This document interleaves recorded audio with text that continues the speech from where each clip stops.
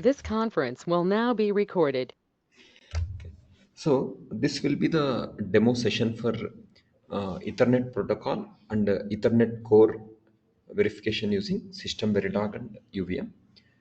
So as part of this session, we will touch upon some of the protocol basics, and also we'll go into uh, the verification overview. I mean, how we are going to do the verification, and what all aspects will be covered in the verification flow. So let's first talk about the agenda. We'll divide this into two parts. One is the protocol training, one is the functional verification part of it. So as part of protocol training, we'll be understanding the basics of communication protocols. Then we'll be understanding the computer networking basics. Then we'll understand Ethernet standards.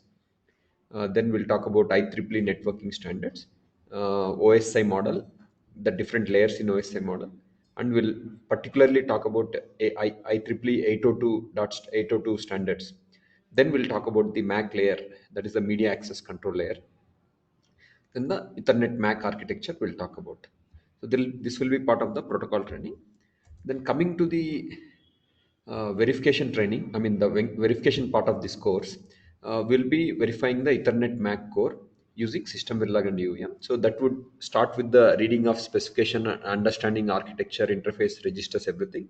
Then the normal process, developing the verification plan, test plan, listing down coverage points, developing test bench architecture, implementing the test bench components, the register model development, integration of the test bench, working on sanity test cases, then developing functional test cases using register model, then the scoreboard implementation and implementing the regression flow, the functional and code coverage report generation and analysis, and developing more test cases for coverage closure. So we'll be working on each aspect. So some of the things I want to highlight is the uh, reading spec, test plan, model development, scoreboard implementation, analysis. So all the way it is done in the industry, we will try to do each. It should give you a feel in line with the industry requirements.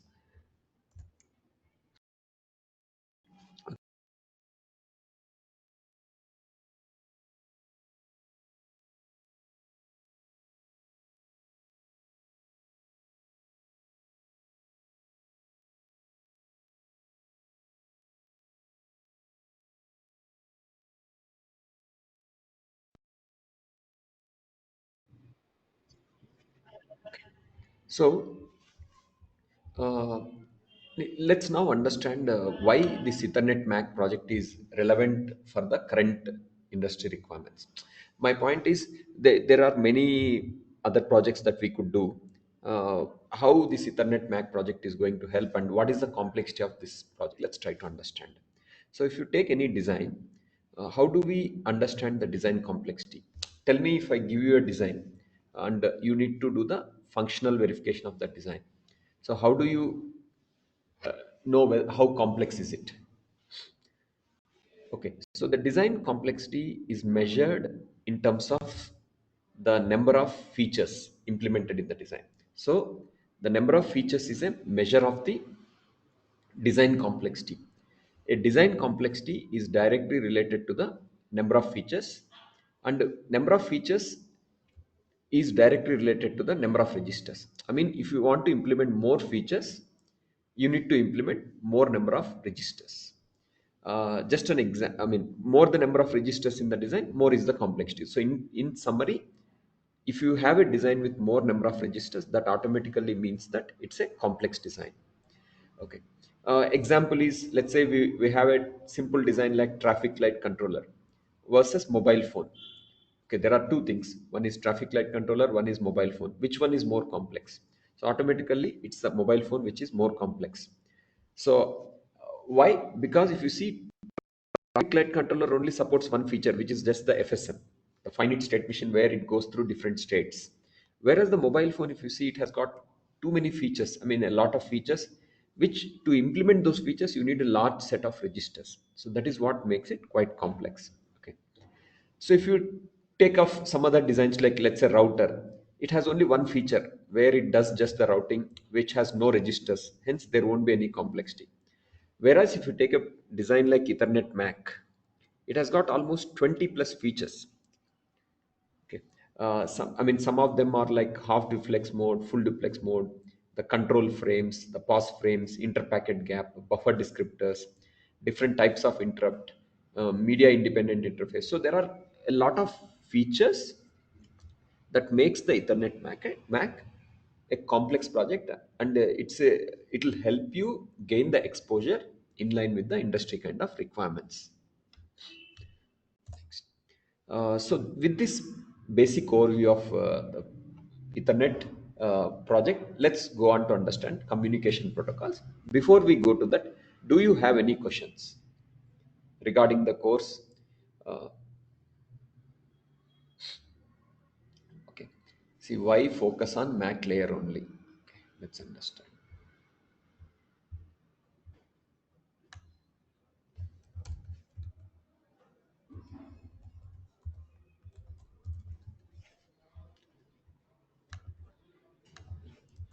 First reason being the design that is available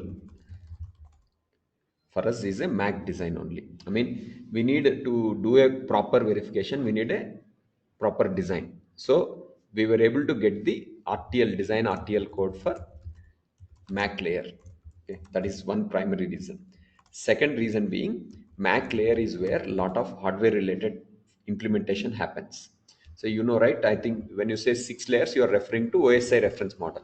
So you are talking about OSI model where there are 7 layers, right? So a lot of the Ethernet functionality gets implemented into the MAC layer, where the transmit of the frames, the receiving of the frame, control frames, everything happens there. So major part of that happens here.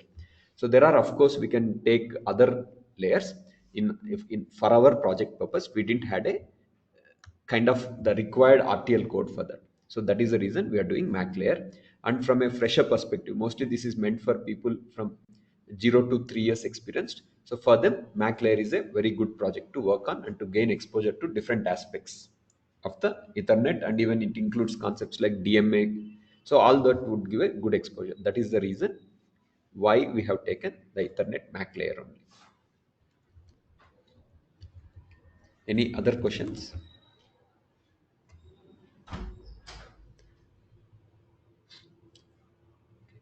Just to brief about the schedule, the training will be offered in two different schedules. One is the weekend schedule, one is the full week schedule. So this is for people who are, I mean, the regular students at the institute. This is mostly meant for the people who are working professionals. These are our regular enrolled students, regular students. Okay. So the timings will be mostly the I will inform the timings according to this one. So here the timings will be 10 a.m. to 1:30 p.m. every day, 6 days, or 5 or 6 days. Here this would be 10 a.m. to 1:30 p.m. Then break, then again 2 p.m. to 5:30 p.m. So this is the timings we'll try to follow. Okay, this is for the theory session, this for the lab session. Okay. Next, any other questions regarding before we move into the technical aspects of the Ethernet MAC?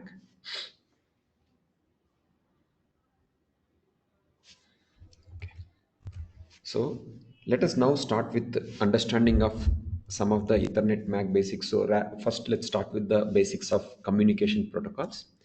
See, as you are aware, there are different types of peripheral communication protocols, right? If you look at your laptop, at the boundary of your laptop, there are periphery of your laptop. There are so many protocols are there, so many interfaces are there, like USB, inside that PCI Express, SATA, DDR, HDMI, VGA, SPI, I2C, UART, with so many protocols. See, while having so many protocols, what is the need for a new protocol like Ethernet?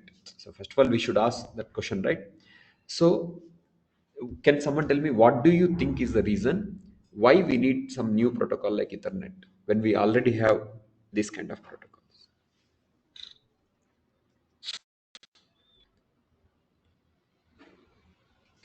So of course the default answer would be that the existing protocols like the USB, PCI, DDR, HDMI, these kind of protocols are not meant for networking specific requirements. Okay, so when we say networking kind of requirements, I mean doing a transfer from one network to another network. See, they are mostly used for short distance communication. I mean, everything you see, USB, PCI, DDR, these are all meant for short distance communication. How much distance? If we talk about 1 meter or less than 5 meters maximum, we are talking about. Everything you see here, probably HDMI is little longer, VGA is little longer, but everything else you see is for short distance communication. They are not really meant for communication between inside the intra network and inter network. I mean, there are different requirements we have for network purpose. I mean, having a source address, having a destination address, having a switches, having routers which would distribute the packets and frames across different networks. So these protocols don't have those features. I mean, the USB PCI kind of protocols are not implemented to support networking specific requirements. So that is where we need a new protocol which fulfills those kind of requirements. For example, what are the networking protocol requirements? Let's say one of the requirement would be to LAN, means what we say as local area networks. So which requires different types of packets. And what is network? A network itself requires different types of packets. All these packets need to be encrypted because they go through the different networks. So to make sure that the data is protected, it need to be encrypted. Okay.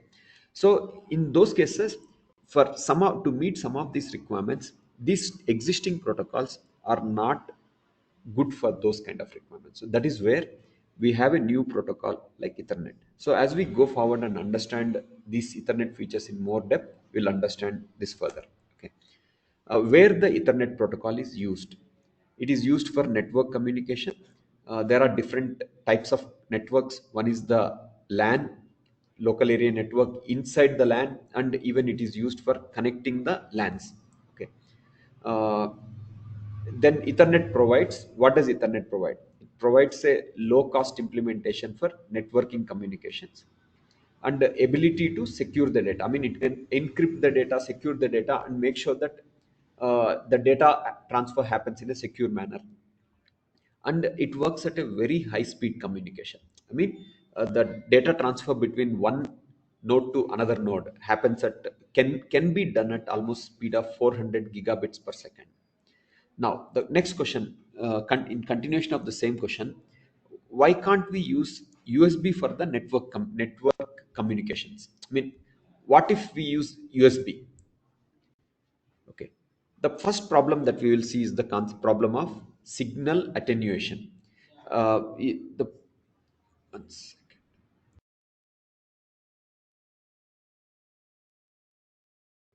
So the first major problem with USB is signal attenuation. Okay, USB cables can only support up to few meters. They cannot support long distance transfers. If at all you have to use, we may have to use some special circuits like retimers. Okay, those kind of things. And USB don't have a feature of encrypting the data, and USB is a host centric protocol. So what is meant by host centric protocol is, in case of USB transfers, it is your laptop to which you are connecting various devices. Your devices don't control the transfer, it's the laptop which controls the transfer. I mean, everything is decided by the laptop, which is also called as host. Whereas Ethernet kind of protocol requires every node to be able to initiate the transfers, right? I mean, even I should be able to do some transfers from my laptop, or server should be able to initiate. So there could be various requirements where every node connected in the network should be able to initiate the communication. So that is where the USB kind of protocol won't fit in. So here, and in the last slide, we are trying to understand why we specifically require Ethernet kind of protocol, and why the existing protocols are not able to fulfill the networking kind of requirements. Okay. Well, next, let's understand what exactly do we mean by computer networking. So, can someone tell me what is a simple definition of a computer networking?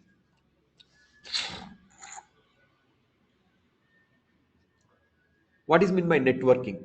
Creating a group of things, right? Here also, when we say computer networking, creating a group of computers connected in a one kind of network kind of fashion. Now, how do you connect them?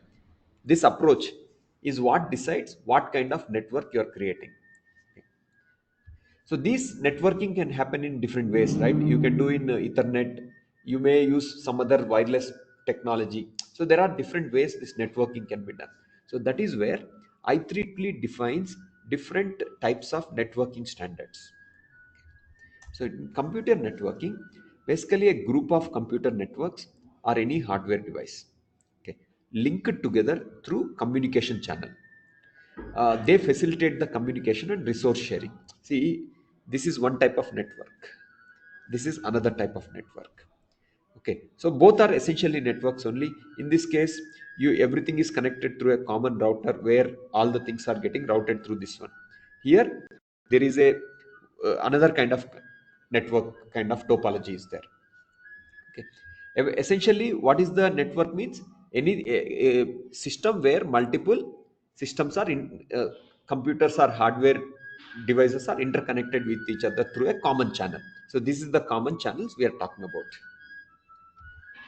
Next, so what is the need for networking protocol standards?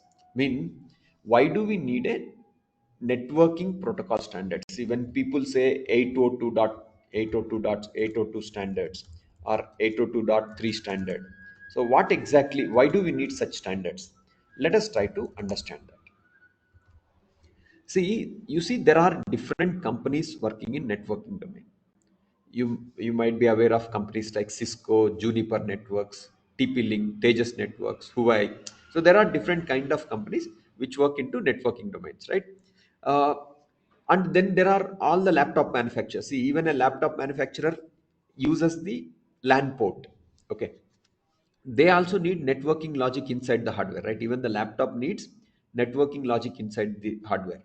So I can say these are the companies, even I would include kind of laptop manufacturer also into networking domain. So these are the various companies which are working into networking domain hardware manufacturing. So any component that has ethernet port, I will call it as a networking component, because it is the ethernet port through which it is getting connected to the other devices in the network. So what happens if there is no standard? Let's assume a scenario where we don't have any standard. What is meant by standard? If I have a laptop and I have another laptop, I don't have any well-defined standard how this will be connected to each other. So then what is the problem that is going to happen is, without having any standard, every company develops the product based on their understanding, based on their own understanding of the thing they will develop. So what is it going to do? Let's say if Cisco develops router in one way, if a laptop manufacturer develops with some other understanding of the protocol, so can they interface with each other, the Cisco router with my laptop? If my laptop LAN port works in a different manner, different standard, the Cisco router works in a different standard, and now I'm trying to connect my laptop to the Cisco router through wireless or whatever. So, do you think will it work if they don't follow the same guidelines? So there will be, it is not possible, right? It will result in the compatibility issues. This will result in compatibility issues. So that is where there is a need for a networking protocol standards. So hence arises the need for a standard. So like that we have got various standards. Those standards are called as 802 standards, that is 802 standard. IEEE standard for Ethernet is 802.3. So this 802.3 defines how this Ethernet related communication happens. See, Ethernet is a complex protocol. Okay. Why it is complex is basically it has to support very high speed transfers, and it has to do all that very high speed transfers at minimal error rates, and it should be able to recover from the errors. If any error happens, it should have some error correction mechanisms. It should be able to encrypt the packet. So there are various requirements that makes this Ethernet protocol quite complex. So further to what we have discussed, okay, network. What is meant by networking hardware ecosystem? Laptop is manufactured by Lenovo, as I said. Wi-Fi router is manufactured by Netgear. LAN cables are manufactured by Leading. You see, in the same system, let's say switch is there, which is manufactured by Cisco. So you can have a networking system where the vendor, these are all connected to each other, which are developed by different vendors. So there are different types of networking requirements involved: wired, wireless, WiMAX, broadband kind of requirements. So companies developing the networking hardware like the laptop or router or cables or the switch, they need to follow a set of guidelines so that those devices are compatible with the other devices in the network. So that is where we have these different IEEE networking standards. So what are the networking standards? So these are IEEE 802. Okay. So these are the set of local area network technical standards. So whenever you write IEEE 802, that means these are set of LAN technical standards. So they will start from 802.1.2.3 up to .24. So how many standards we are talking about? Totally 24 standards we are talking about. Of them, some of them are important, some of them are redundant. They are not used. They are being uh, basically they are not part of the standard anymore. One of the standard that is relevant even today is 802.3, which is wired LAN connections, that is Ethernet. Next one is 802.11, which is wireless LAN. So wired LAN is 802.3, wireless LAN is 802.11. Next 802.7 is what? Broadband LAN. See, in all the cases, you see everything is LAN only. For wired connection, they use 802.3. Wireless, they use 802.11. Broadband, they use 802.7. Okay. So the current project that we are doing, we are using MAC for wired LAN application. So the MAC we are using is a used for wired LAN application. So that means we'll be verifying 802.3 standard. Similar to that, there are multiple other active standards. 802.1 is one active standard, .3, .11, .15, .18. So these are some of the active standards that are currently being used. Okay. Uh, okay. Let's say if I'm developing a router, I need to ask myself whether whatever router I'm developing, am I using? Will it be a wired router or will it be a wireless router? So if it is a wired router, I should develop the router with 802.3 standard. If I am developing a wireless router, I have to use 802.11 standard. So router is just a hardware. See, router just as a function will not function. We need to develop both hardware and the corresponding drivers. So basically, if you let's say if you purchase the Cisco router just as a hardware, it will not work. So you need to have corresponding drivers which are installed on the hardware. Only then that router will work. So that is where comes the concept of OSI reference model. So what I was telling here is, if we use router, that is Wi-Fi router or anything, right? Uh, just as a hardware, it will not work. It requires some drivers or the firmware to be working on top of it. Only then it will function. Only then it works. Only then it functions. So this is where comes something called as OSI reference model. So what exactly is OSI reference model? It's a open standard interconnections. I mean, there is one group which will define how the uh, the component should be developed.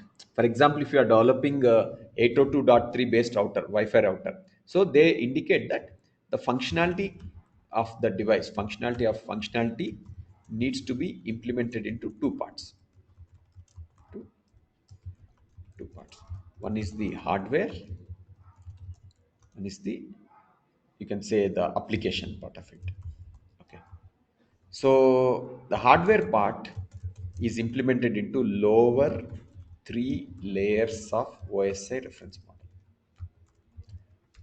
The application part is implemented into upper three layers of OSI reference model. So with this understanding, let's go through the further aspects of OSI. Okay. So let me again repeat. If you take any I mean hardware, let's say router or Wi-Fi router, wired router, anything you take. If you just take a hardware as it is, it won't function. We need to develop both the hardware and the corresponding drivers. So this part is the lower three layers. These are the upper three layers of the OSI reference model. To understand this concept, of how the hardware works and how drivers work. Okay, what is the role of a hardware? What is the role of a driver? Uh, let's take one example. But before we go to that, do you understand the term driver? When we say driver, do you understand that? Where do we use the terminology of driver?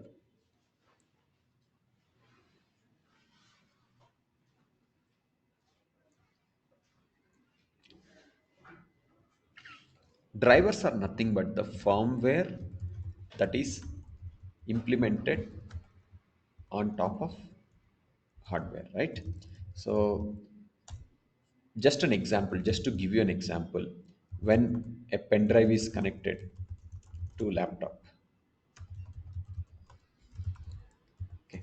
So for laptop to communicate with pen drive, it needs set of APIs, set of API, application level interface calls.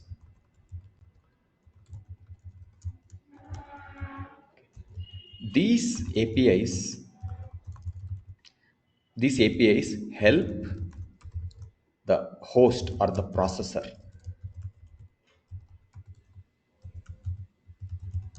in my laptop to do communication with pen drive.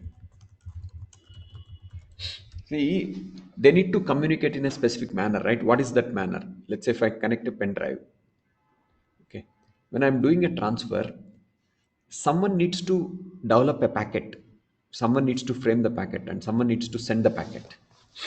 Okay, someone needs to decide to which address the packet should go, what should be the size, what type of packet, everything. That someone is the drivers. So someone has to decide, right, whom I have to target, what address, how much data, okay, and other transfer parameters, what type of data, everything it has to decide. That is what driver's role will be. So when that gives that information to the hardware, hardware is kind of responsible for creating the packet and carrying the packet to the next layer, next device, connected device. So the how it creates those things is kind of we are calling as APIs. So APIs help the host or the processor in my laptop, okay, to do communication with the pen drive.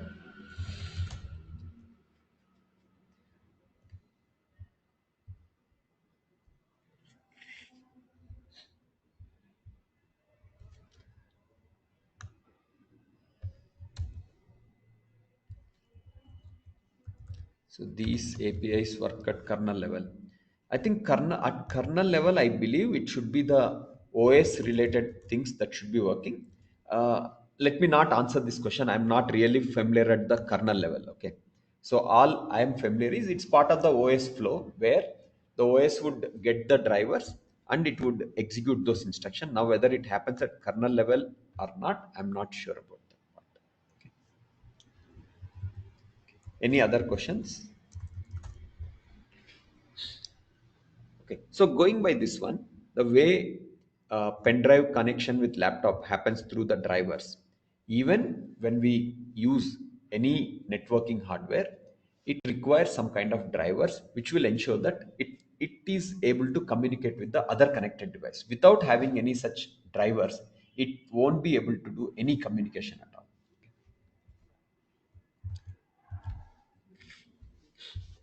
Okay.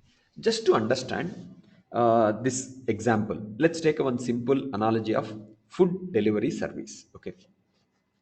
uh, I mean, here what is that we are trying to understand is, I'll give you the overview. We are trying to understand that, see, there are different layers in the OSI reference model. So this is what we call as OSI reference model, which has got three layers, like physical layer, the data link layer, the networking layer, which corresponds to the hardware layer. Okay. Then we have got the session layer, the presentation layer, and the application layer. So that is the software layers. Okay. So these three layers implements the software part of it. That is the driver and how the packets need to be generated, those kind of things. Okay. These things are responsible for making sure that the packet is delivered properly. If there are any errors are there, those errors are addressed, and the connection happens properly from one device to another device. So these layers, the bottom layers, that is the hardware layers, are responsible for making sure that packets get delivered to the other device properly. Okay. So in that context, we are just trying to take one simple example to correlate what is the role of each layer. So through this example, we'll kind of correlate what is meant by application, what is meant by presentation, what is meant by session layer kind of things. Let's say user places an order and gets the item. Okay, that is what happens, right? You are placing an item order and you are getting the item. You can think of it like something like this: you are a laptop and you are opening a website and you are requesting a data somewhere else. Somewhere the website is hosted in some other server. So when you are requesting, the data is coming to you. So same thing, you're placing an order to get the website information, and somewhere else the server is there. In our case, server is like the hotel, restaurant that is returning the item to me. So at top level, there are two entities involved. If you see, there are two entities involved here. One is the customer, the node placing the request. What is the second one? The restaurant, the node servicing the request. This service requires, I mean, if this service has to work, there has to be application at the customer node, right? See, I need this Zomato or Swiggy application, right? Only then I'll be able to place the order. So that is the, you can correlate it to be the application layer, where you're opening an application. There it gives you a presentation of the order.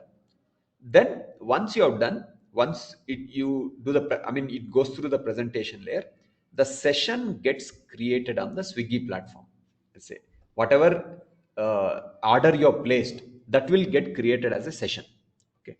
Session gets created on Swiggy platform, and that session will exist till the order is closed. Let's say once you get the item, that session is completed. Okay. So basically the request order goes to the restaurant. So then what happens, once everything is done, once you have created the session, the order goes to the restaurant. So the order is prepared. So this order that is being going to the restaurant need to be carried by the hardware layers. See, let's not complicate that part too much. Okay, let's say the order is prepared. So then what happens? So this whole thing is happening at the software level. This whole thing is happening at the software level. Okay, that application, presentation, session layer, everything, all those things happening at the application level. So then once the order is prepared, okay, the order need to be collected. So there are, that is where the hardware comes into picture, where how these items need to be delivered. So whether it will be done by a delivery boy, whether it will be sent through a drone, whether it will be sent through a delivery boy. So there are different ways that order can come from this device, this node, to the other node. Okay. So that is where we are talking about different standards, like wired LAN connection, okay, wireless LAN connection, broadband connection. So there are different ways in which two nodes could be connected.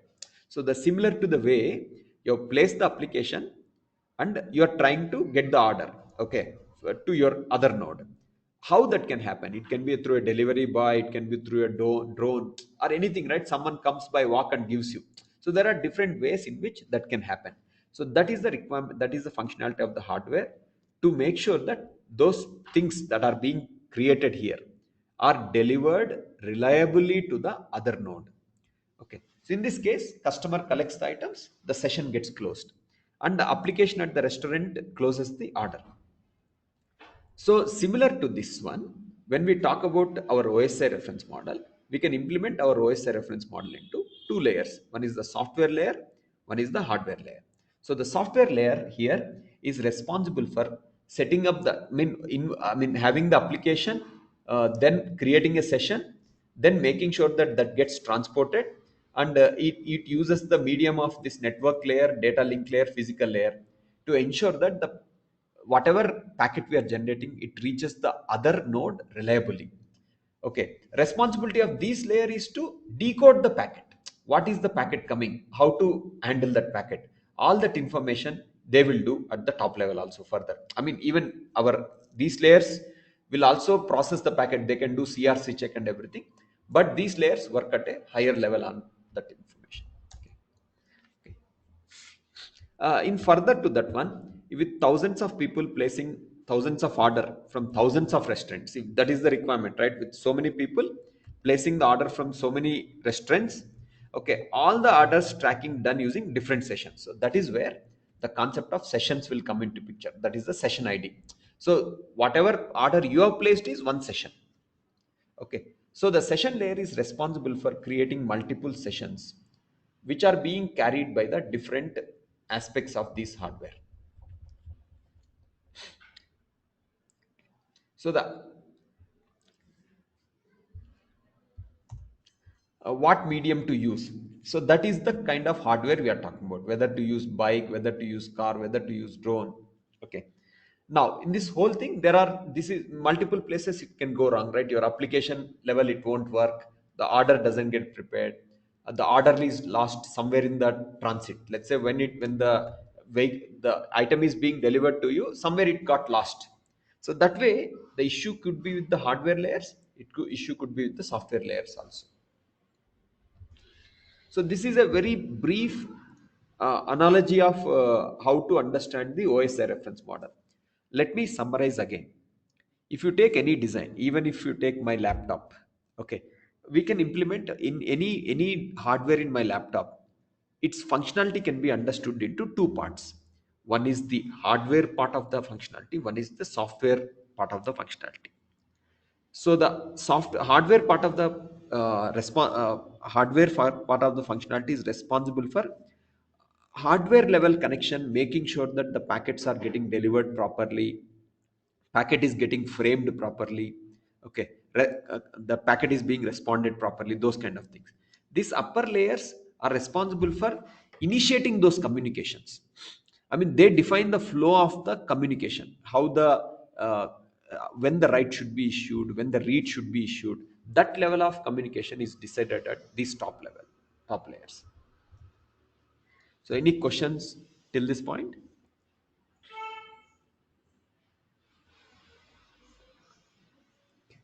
So with this understanding, let's go little deep into OSI reference model. See, it is just a reference model. It is not a standard. It's they don't call it as OSI standard. We rather call it as OSI reference model. So can someone tell me what is the difference between a standard and a reference model? So when we say standard, when we say reference model, what do you think is the difference?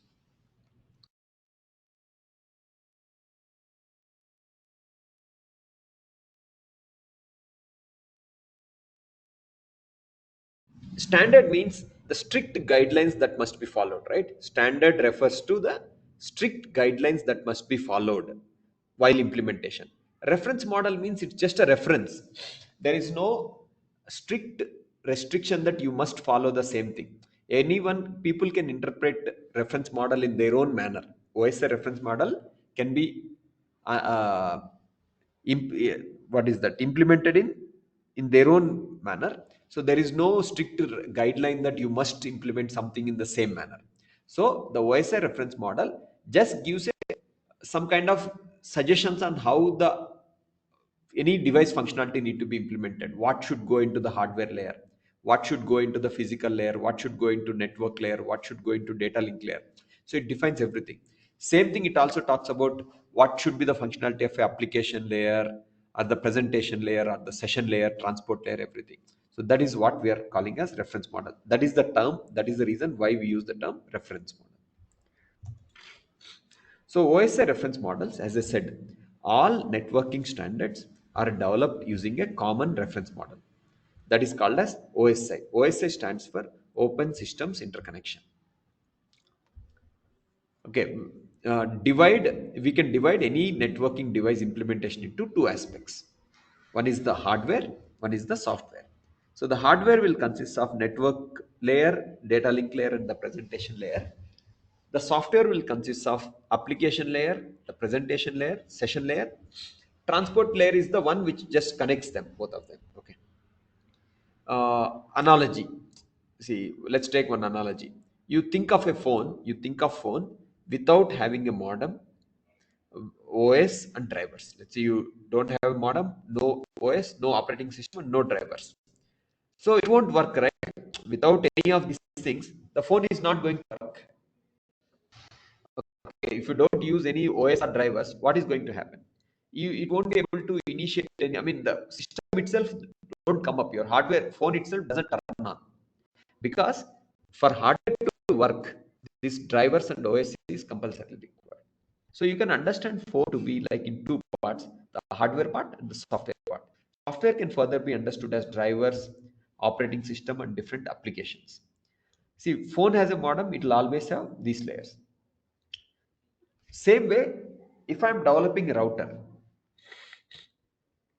okay, so I need to ask a question: am I a OEM? Am I a what is that OEM? Original equipment manufacturer. Okay, or am I a driver or application developer? See, why do you think is this relevant? I mean, what is the relevance of these two things? OEM means application developer means. Let's say my responsibility is that I am working on a router design, one router implementation. So I have to ask myself, am I OEM? So what is meant by OEM? Can someone tell me? It stands for original equipment manufacturer. So the example could be, let's say I'm using one phone. Okay, any company brand, let's take. Okay, let's say OnePlus for example. Okay, this OnePlus can have two aspects to it. One is the hardware part of it, plus the drivers, and plus the operating system. Okay, so in this case, let's say they have taken hardware from Qualcomm. So here Qualcomm becomes the OEM for this device. I mean, it is the original equipment manufacturer. So what is that OnePlus does? It uses the hardware provided by Qualcomm and further implements their own drivers and OS on top of to work on top of this hardware. So if you are a original equipment manufacturer, so what is the significance? Someone who is a OEM, they will be working in which layers of the OS reference model? Can you tell me? Someone who is a OEM, original equipment manufacturer, will they work on the hardware layer or software layer? hardware layer. Hardware layer. So the company which is working on developing the drivers and applications, they will be working at the software layer. Their responsibility will be to work on application layer, presentation layer, and the session layer. So that is where, as a VLSI engineer, you will not have much knowledge about these things. I mean, if I ask you what will you do in application layer, you won't be able to tell much because it is not our responsibility. As a VLSI engineer, our majorly the responsibility is to implement the hardware that carries the information packets and the traffic properly as required by the my upper layers. So the software layer set up the things. My hardware is layer is making responsible for carrying the traffic, making sure that everything goes properly without any getting dropped, without any errors. So that is the context in which we are discussing whether a company is a OEM or whether they are application developers. Okay, so let's further understand this OSI layers. Uh, Again, simple analogy, like home is like a LAN. Each home is like a LAN. Each member in family is like a node. I mean, you can think of, let's say there are 6 members in the family. So each one is like a node, okay, having unique 48-bit address. So for communication with people in the family, there is no need of transport layer. See, if you are talking about communication inside the LAN, inside the home, you don't need any kind of transport layer.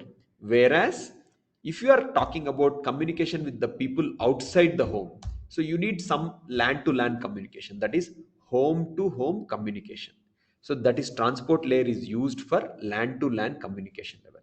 So anything, any communication that happens inside of the LAN, you don't need the transport layer.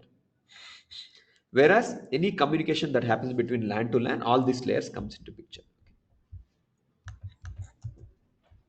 So application and presentation and session layer are used above transport layer. LAN to LAN communication requires these layers. Okay.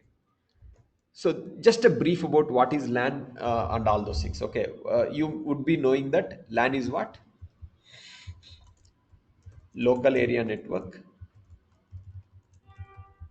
Okay. In the Ethernet terminology, whenever we do LAN connection, okay, the communication will be is using Ethernet frames, because you are inside the LAN, inside a network. Since we are inside network, we are inside a single network, we belong to same network. Okay, whereas LAN to LAN communication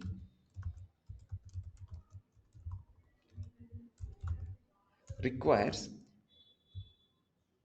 IP packets, Ethernet packets, I mean IP packets, IPv4 and IPv6 packets. We don't use Ethernet frames.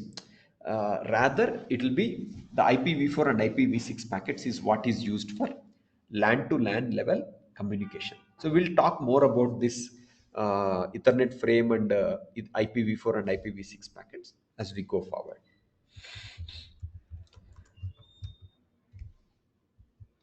Okay, so let's talk brief about different layers. The physical layer. So the physical layer is responsible for deciding the representation of the bits. I mean, how the bits will be presented onto the link.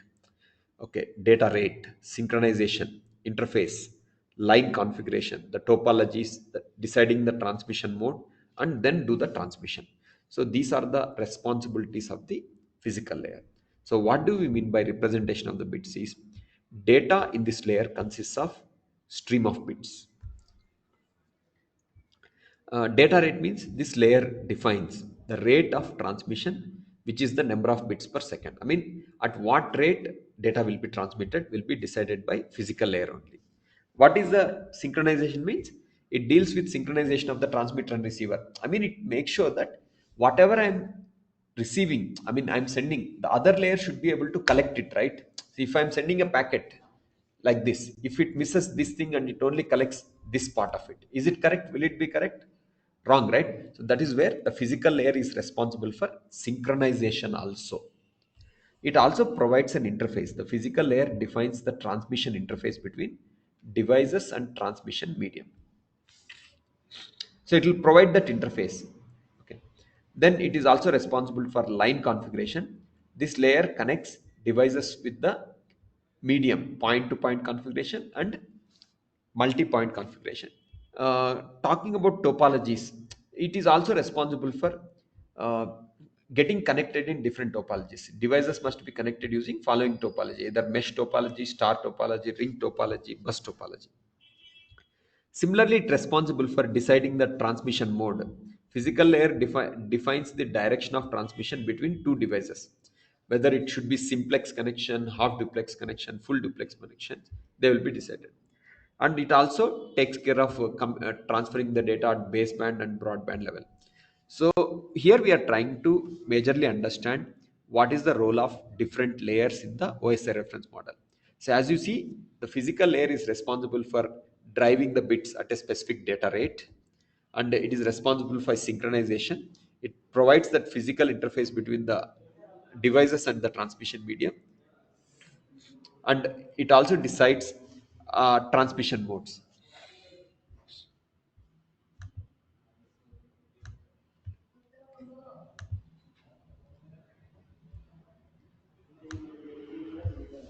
Ethernet only, as I believe, the file layer only should change. Yes, I mean, going by this thing, only the file layer should change. Yeah, only file layer should be different. Physical layer, yeah, that's what was it. Layer should be different.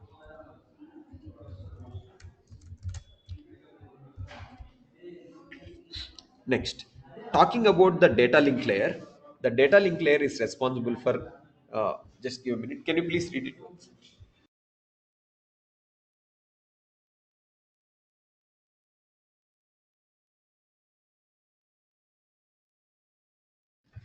So the data link layer is responsible for framing purpose. Okay, doing the physical addressing. It also takes care of flow control, error control, and access control. Majorly, these are the five functionalities of the data link layer. So let's understand what is meant by framing. Can someone tell me what do you understand from the term framing?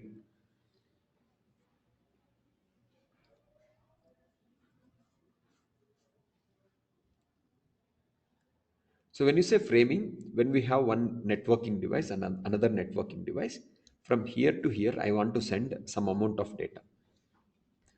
Okay, so the framing refers to a concept where some part of this data is being taken and it is being put into a packet format and being sent here. So that way you're going to frame it, what you're going to put, what address, what length, what payload, what CRC, that whole concept is called as framing. So frames are the streams of bits received from the network layer into manageable data units. Okay. This division of streams of bits is done by the data link layer. See, what does network layer will do? Network layer will provide the streams of bit that need to be transmitted. The mm, our data link layer does the framing of these stream of bits. Next, it is also responsible for physical addressing. See, the data link layer adds a header to the frame in order to define physical address of the sender or receiver of the frame. If the frames are to be distributed to different systems on the network. So what does it do? The data link layer adds header to the frame. Okay. So that the frames can be distributed. Let's say you have got multiple things connected in the system in a LAN network.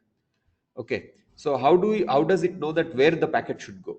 So it is the physical addressing which will make sure that when the packet comes here, it knows whether the packet should go in this direction, in this direction. That will be decided based on the physical addressing. Then, what is meant by flow control? Can you tell me what do you understand from the term flow control? Exchange of credits. Which is used to send in the order the bits. So what is meant by flow control is, I was telling you about this thing, right? This example where you have got various types of devices connected to each other, okay, through one common network. That is the LAN network we are talking about. So when I want to send a packet, I want to make sure that the other side has enough space to accept the packet, right? If I'm sending, I should make sure that it has got enough buffer space to accept whatever I'm sending. So that is where comes the concept of flow control. So there will be a provision where the data link layer which is implemented in this device, I'm talking about the data link layer, it will send me some kind of notification which will tell, yes, I have space, I don't have space. So those kind of information it can send. For example, in case of Ethernet, it is called as pause frames. This type of frames are called as pause frames. I mean, it is telling that don't send me because I am right now busy, full. Even if you send, I am not in a position to accept. So what is that I'm going to send? I'm going to send pause frame. So it will pause for some time. Then only it will send it. Okay. So that is also the responsibility of the data link layer. Then it is also responsible for error control. Error control is achieved by adding CRC at the end of the frame. The duplication of the frames are also prevented by using this mechanism. Data link layer adds mechanism to prevent duplication of the frames. What do you mean by duplication? I mean, it will add some kind of numbering, sequence numbering, so that the receiving device knows whether different sets of packets are coming. So all that error correction and prevention of the duplication of frame is all responsibility of the data link layer. Access control means what? Can you tell me what do you understand from the term access control?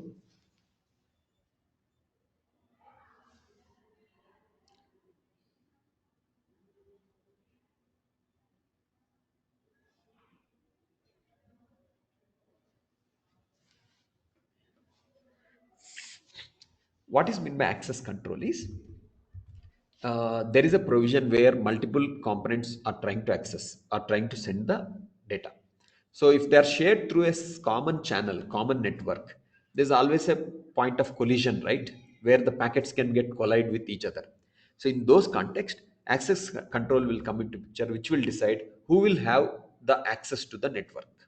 So the access control means it's like who has access to the network is decided by the access control. So the protocols of this layer determine which of the devices has control over the link at any given time. When two or more devices are connected to the same link, when more devices are connected to the same link, the access control will decide which device has control over the link at any time. Okay. So these are the responsibilities of the data link layer. Okay, for us these are all important because this is all the data link layer, and MAC implements the data link layer functionality. The Ethernet MAC implements the data link layer functionality, hence this is going to be relevant for us as a topic. Next, let's take one more question.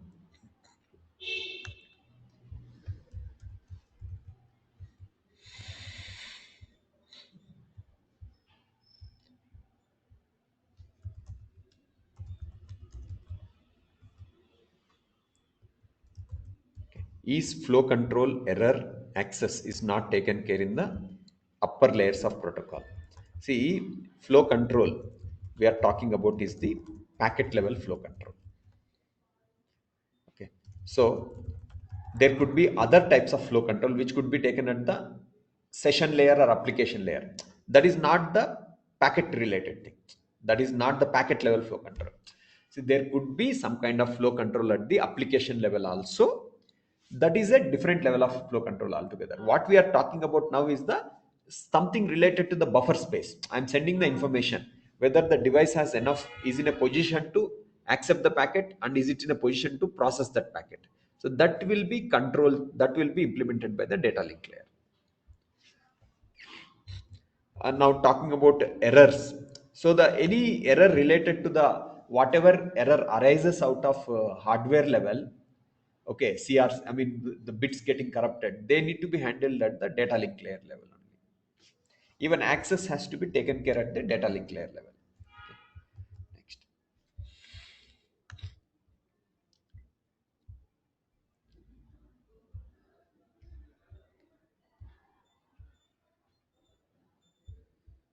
just give me- okay. So the access control is decided between the ones. Okay.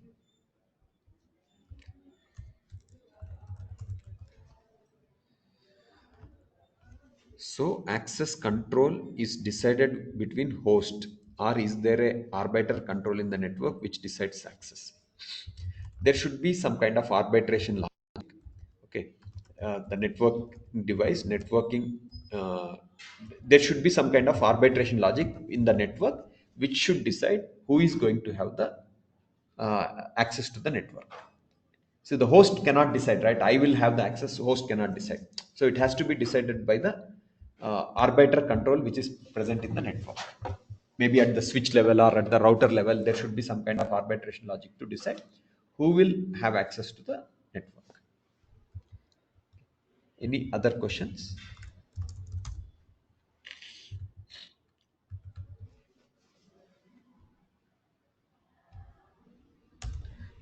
The next, network layer.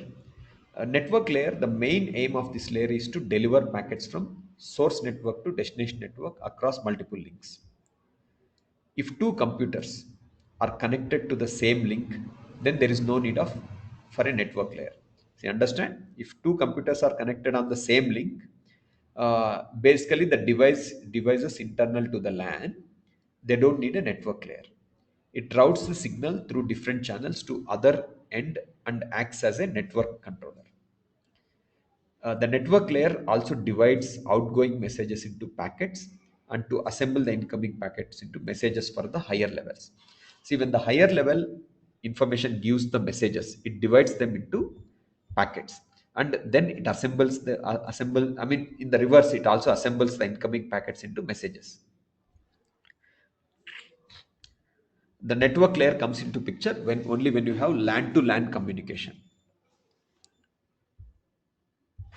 Next, we have got transport layer. The transport layer breaks the messages into small units so that they are handled more efficiently by the network layer, ensures that message arrives in order by checking error and flow control. Next, service point addressing. Transport layer header includes service point address, which is port address. This layer gets the message to the correct process on the computer, unlike network layer, which gets each packet to the correct computer. It briefly talks about something called a segmentation and reassembling. It takes care of connection control, the flow control, and the error control at the transport layer level. See here, the flow control is performed end to end. The error control is performed end to end in this layer to ensure that complete message arrives at the receiving transport layer without any error. Error connection is done through retransmission mechanism. Okay. Then we have got session layer. The main aim of the session layer is to establish, maintain, and synchronize the interaction between communication systems. The session layer manages and synchronizes the conversation between two different applications. The transfer of data from one destination to another session layer, a stream of data are marked and are resynchronized properly so that ends of messages are not cut prematurely and data loss is avoided. So at top level, it is responsible for some dialogue control and synchronization purpose.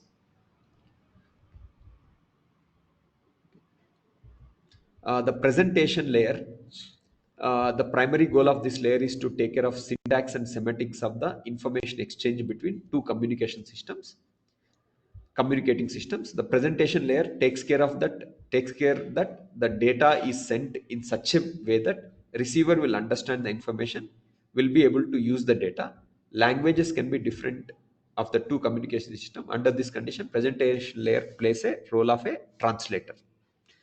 It can do the translation, it can do the encryption, it can do the compression. So these are the three things that are implemented at the presentation layer level. The application layer, that is the topmost layer in OSI model, it is responsible for manipulation of data in various ways is done in this layer, which enables user or software to get access to the network. Some services provided by this layer include email, transferring of file, distribution of results to the users, directory services, networking resources. You see, these are all something like applications we are talking about. Okay, so that is all implemented at the application layer level. Like as we said, mail services, network virtual terminal, directory services are all the features of the application layer.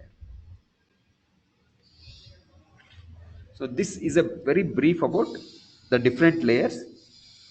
We have majorly focused on the physical layer, the data link layer, and the network layer. And now further talking about IEEE 802 dot standard.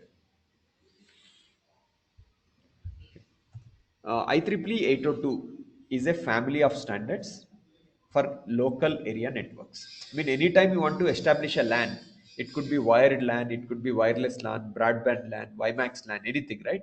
So it has to be done through 802 dot standard, 802 standard. There are 24 standards. We are going to only discuss about LAN.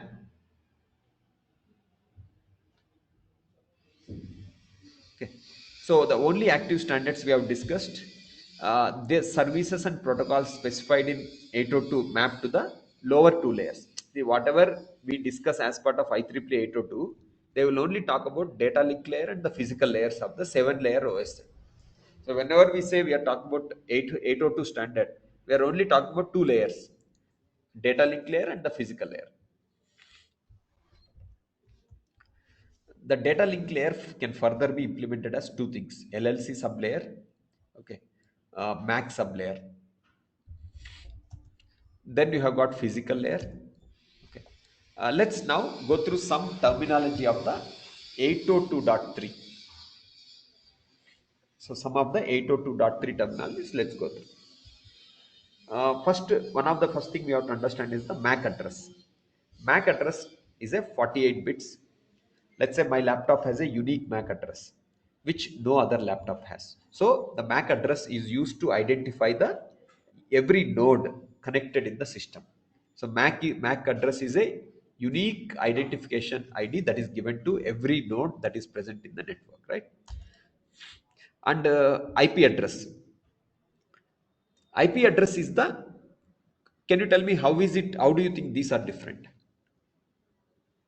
How MAC address and IP address are different?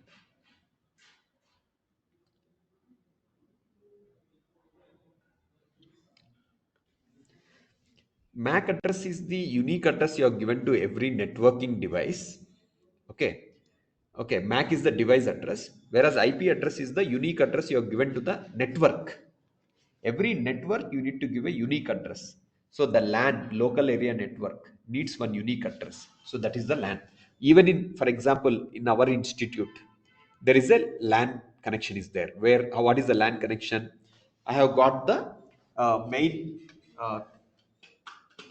connection, the switch which is present in the server room. Okay, from that the entire thing is being, all the systems, see, we have got one office room, server room, from which the entire LAN cables are being laid into different rooms where different people are getting connected and using the server, right? So this I can call as a one LAN, local area network. In this local area network, my internet service provider, let's say I'm using ACT, so they have assigned one IP number to me. Okay, IPv4 and IPv6 number to me, so that is unique to my LAN network.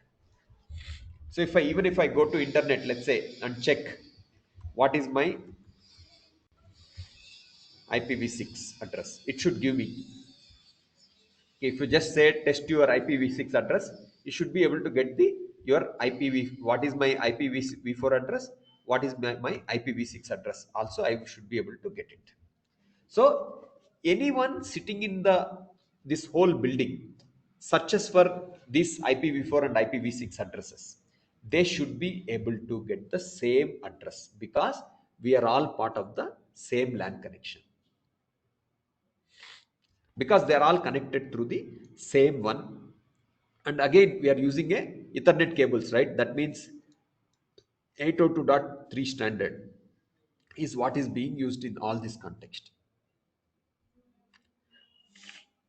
So internal to the LAN, when the communication happens, it happens through the Ethernet frames. The communication between one LAN to another LAN. Let's say I'm sending information from my system to somewhere else, someone else who is present outside my network. Let's say someone is present in Hyderabad, from Bangalore where I'm sitting, I'm sending information. So that becomes a LAN to LAN connection. So that is where the network layer, the transport layer, everything comes into picture, and you will use the concept of IPv4 and IPv6 kind of packets. Okay. I mean the packets which will be routed by using IPv4 and IPv6 addresses. So what is the difference between IPv4 and IPv6 is IPv4 uses 32-bit addressing, IPv6 uses 128-bit addressing. See, at one point IPv4 is a limitation. Why it's a limitation is because 32-bit means you can only have 2 to the power of 32. That is 4 giga numbers only possible. 4 into 10 to the power of 9 unique numbers are only possible. So at one point it becomes a limitation, right? You cannot have, whereas the number of devices in the world are large, much more than this number. So hence they had to introduce IPv6 kind of addressing format. When it is an IPv6, every network has a unique 128-bit IPv6 address. It is the IP address given to the LAN. Okay. What exactly are the switches? Switches are used inside the LAN. They help route the traffic from one node to the other node based on the MAC address. What switches will do when the traffic comes from one node, they route the traffic to another node. Routers, what do routers do? Routers are used to route the traffic from one LAN to another LAN. See, when the traffic has to go from one LAN to another LAN, it is the routers which do that. So that is the difference between a switch and router. Switches are internal to the LAN. Routers are for LAN to LAN communication.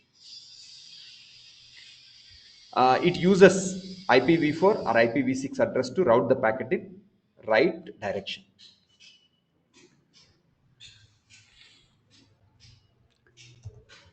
Okay. Then, what is repeaters? As I told you, what is the difference between IP address and MAC address is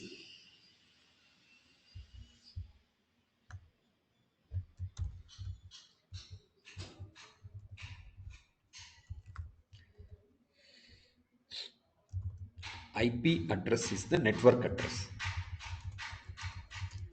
IP address refers to either IPv4 address or IPv6 address.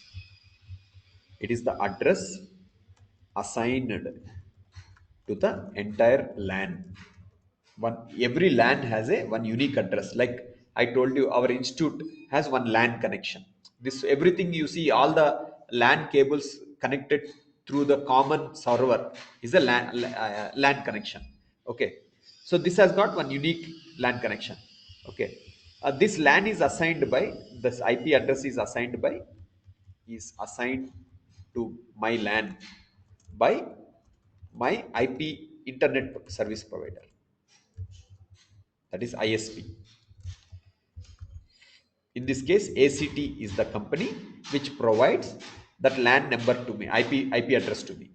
Whereas the MAC address is the address assigned for each device, a unique address for each device.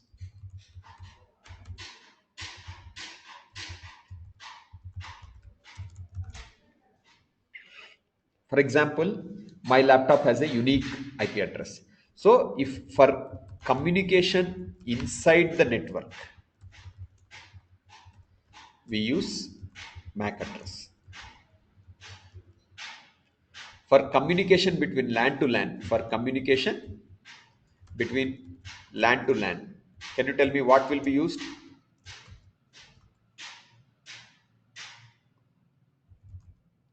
We use the IP address. It will also carry, of course, these packets will also carry the MAC address, because eventually when the response comes, they need to be routed to the right device, right? So when the response comes, the response packet needs to be routed to the requesting device. So there it will use the MAC address. So it's like, you can think of like this: in our building there is one common server through which two people are connected, two laptops or three laptops are connected. Let's say I open one website where that website information is present in some server present in New Delhi. Someone opens a website whose information is present in some server at Hyderabad. Let's say for someone it is present in Bangalore only. When these things respond back, so I'm talking about one LAN network. This is a LAN.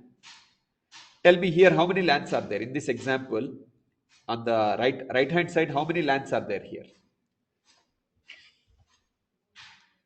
3. 3.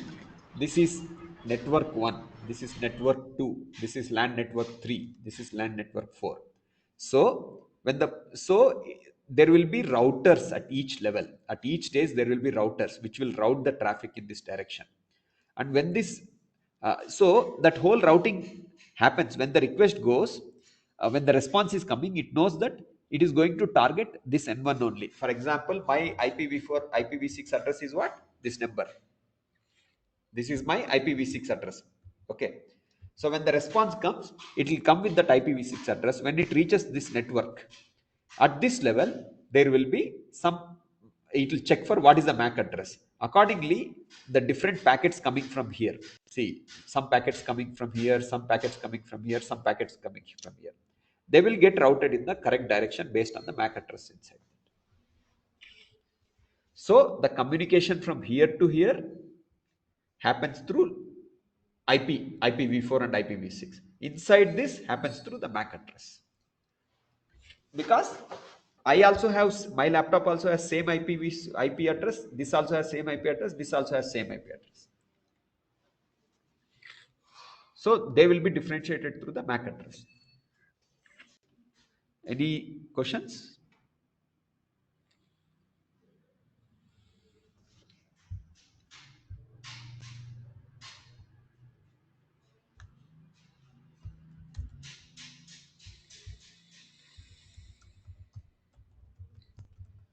Routing is different for MAC based and IP based in terms of buffers.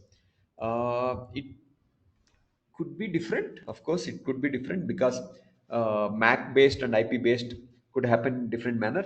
So whether what kind of buffers and paths it uses, I'm not sure about that part. See, only thing is we need to understand the logic of how the routers work. Okay, and how the switches will work, because routers are used for LAN to LAN communication. Switches are used for intra LAN communication.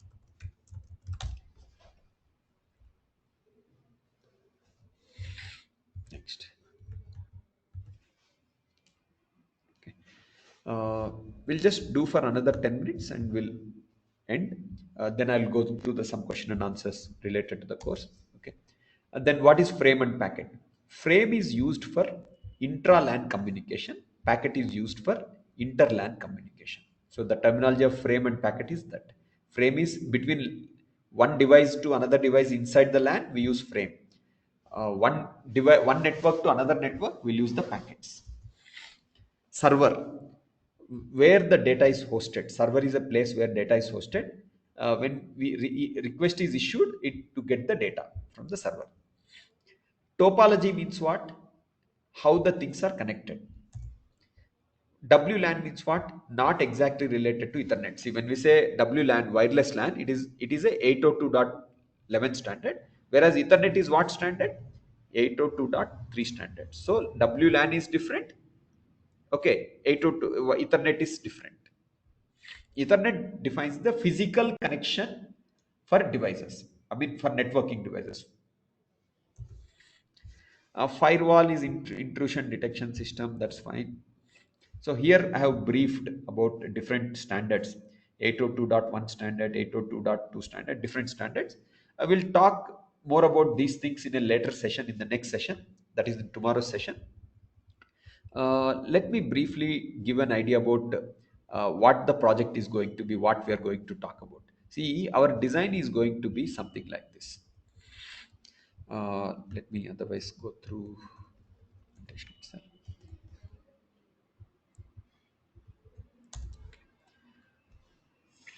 This is the design that we are going to verify, the Ethernet IP core specification. Okay, as part of that, we will be verifying the this kind of architecture. Let me first show you the architecture. Okay, our design is going to have this kind of architecture where it has got two interfaces. One is the interface host, okay, one is the interface with the Ethernet. Then inside of my design, there are various blocks like host interface, MAC block, which has transmit Ethernet MAC, the control module, the receive Ethernet MAC. Then below that, it has got one MII management module. All that collectively is what we are calling as the Ethernet core. So as part of this project, we will be verifying this design. So for this design, uh, we will be setting up the entire system Verilog and UVM based test bench environment. We'll be starting off with our project flow would start off with reading the specification, listing down the features, coming up with verification plan and the test plan, developing the test bench components. That entire flow I have explained, right? Uh, you can see from the one of the initial slides I said. So we will be doing this entire flow for this Ethernet core design. Okay. So this design has various features as I have explained. That features could be understood by going through the different types of registers that you see here. Okay. So we'll be talking about all these registers and the features and everything in more detail in the upcoming sessions. So once that is done, then we'll be moving on to uh, the actual set test bench development and test case coding and all those aspects. So this is a very brief about the Ethernet MAC. In the next session, we'll be going more deep into the individual aspects of the 802 dot standard, and we'll trying to understand the significance of each of that standard. Then we'll be reading through the specification in thorough detail, and we'll be trying to understand the features, what features are implemented, what interfaces are there in the design, what registers are there, what is the significance of each register, and we'll also be talking about the functionality of the design. I mean, how the design works, what subblocks are there, and how they interface with each other. All those things we'll be talking about. Will RAL UVM verification also covered? Yes, we'll be covering that as well.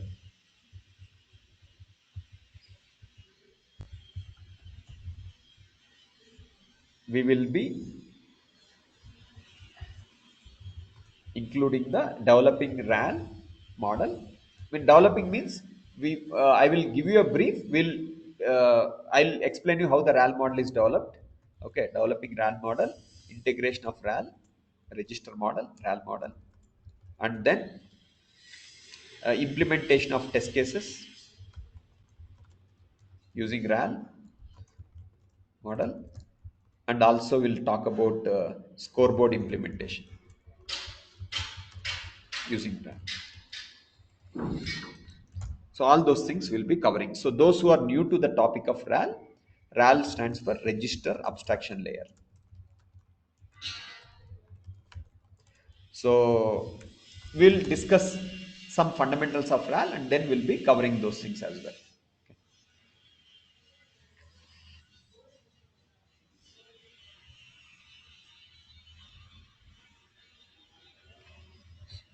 So today's session, I have kept it short.